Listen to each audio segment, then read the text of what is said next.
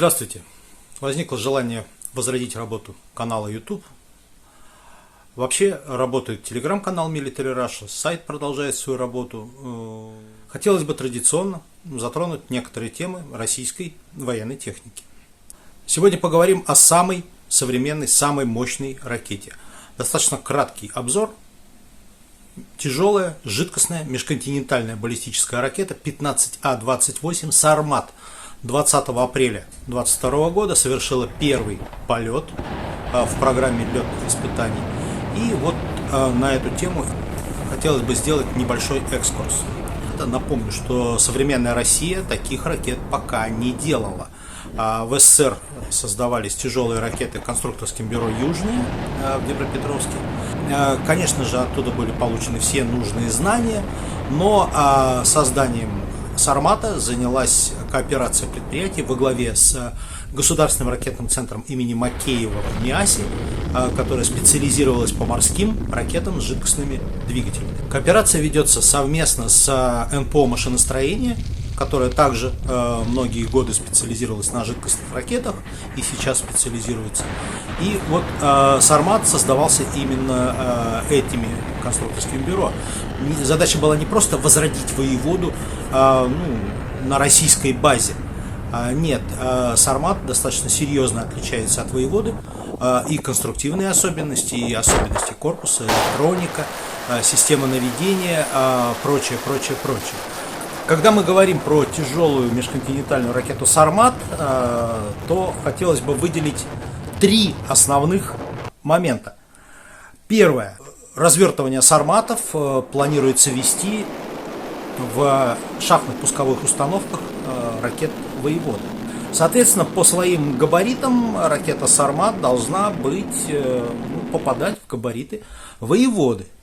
Но при этом за счет особенностей конструкции, за счет того, что конструкция более совершенная, более продвинутая, мы видим, что при той же самой массе, примерно той же самой массе ракеты, масса забрасываемая заметно выше у «Сармата». И, вероятно, это достигнуто за счет совершенства конструкции, за счет того, что применены решения, в которых на жидкостных ракетах так сильно ГРЦ имени Макеева. Это первый момент. Второй момент. Полезная нагрузка «Сармата». Вероятно, в первом варианте, который пойдет на вооружение уже, возможно, в 2023 году, «Сармат» будет нести обычные баллистические боевые блоки. Точно такие же, которые, или подобные тем, которые несет «Воевода» и многие другие ракеты. Посадочных мест, скорее всего, будет так же, как у «Воеводы», 14. То есть 14 боевых блоков теоретически может нести «Сармат». Сколько же он будет нести их на самом деле, мы не знаем. Скорее всего, их будет меньше.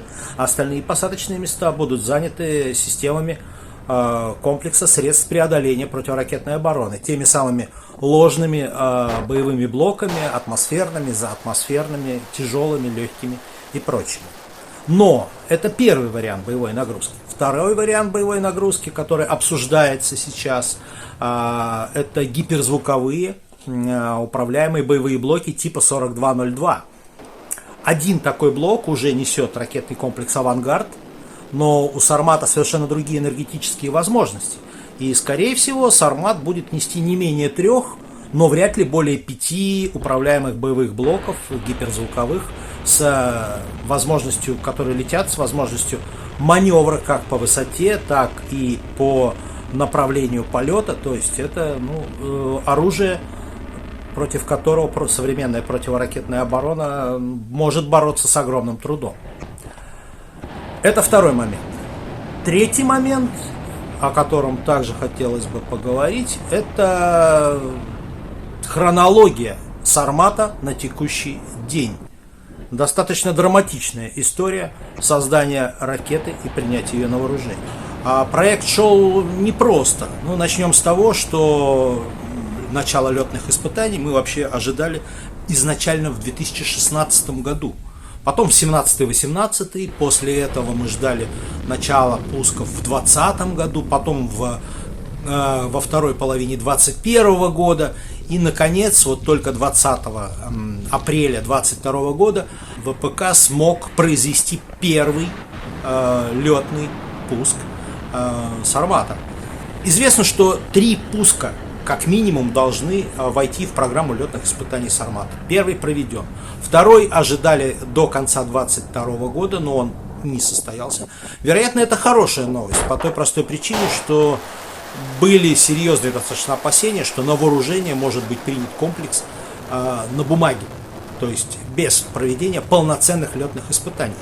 Напомню, что летные испытания ракет типа «Воеводы» и более ранних ракет, это было более 10 пусков.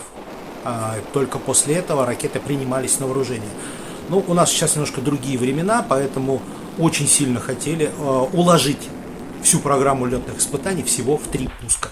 И были планы уже в декабре 2022 года первый полк Сарматов в Ужуре под Красноярском начать принимать на боевое дежурство. Слава богу, это не состоялось.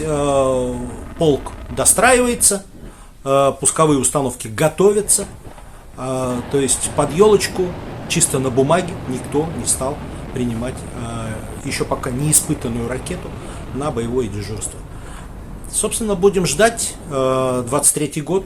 Вероятно, вот эта сокращенная программа летных испытаний, надеюсь, будет выполнена успешно. И к концу года уже хотя бы прошедшие хоть какие-то испытания Сармат начнет приниматься на боевое дежурство.